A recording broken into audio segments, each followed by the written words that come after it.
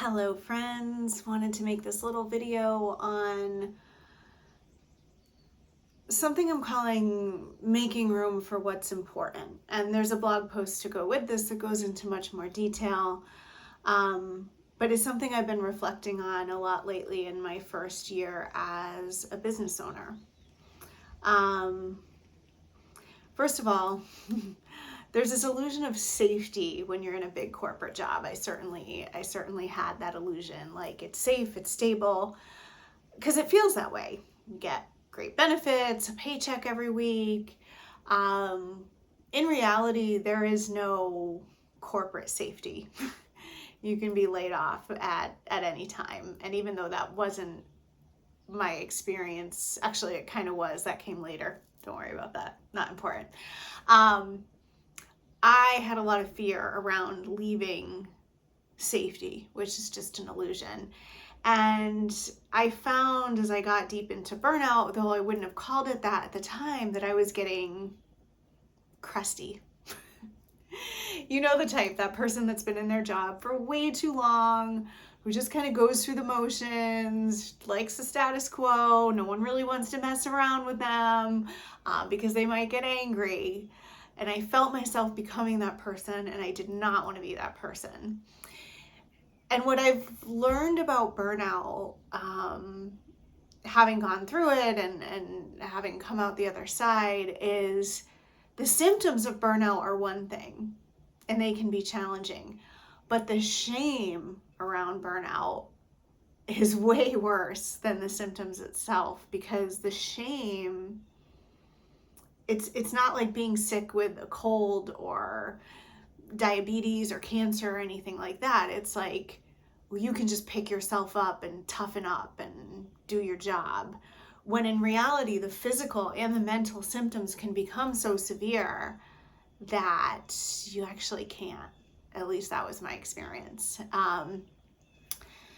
So I knew that I needed to make a change, and I started a business because I wanted to support others in creating their midlife awakening, whether that had to do with burnout or career change or relationship change. Lots of things can come at us in midlife. And I love the work that I do. I found that the business side of things is challenging. I don't particularly like having to call the shots. I don't particularly like having to decide what gets done every day. I don't particularly like marketing my business, although I've come to enjoy certain things like creating videos like this. And as I get up and running, I've had to make some sacrifices. And this is, I think what we don't see when we see people like following their dreams, right? Like, it takes a while, and maybe this isn't true for everyone, but this has been my experience. It takes a while to get to a place of financial abundance when you start a business, because there's a lot of investments that need to be made up front, and that's going to differ depending on the type of business. So I'm in a place right now where, like, I consider every decision. So if I'm going to go to a restaurant, it better be good. It better be better than something I can make at home. I'm not going to every concert and every game. Like, I used to be kind of fancy. I'm not anymore, although I am hitting up Mondegreen in August, which I'm super excited about. And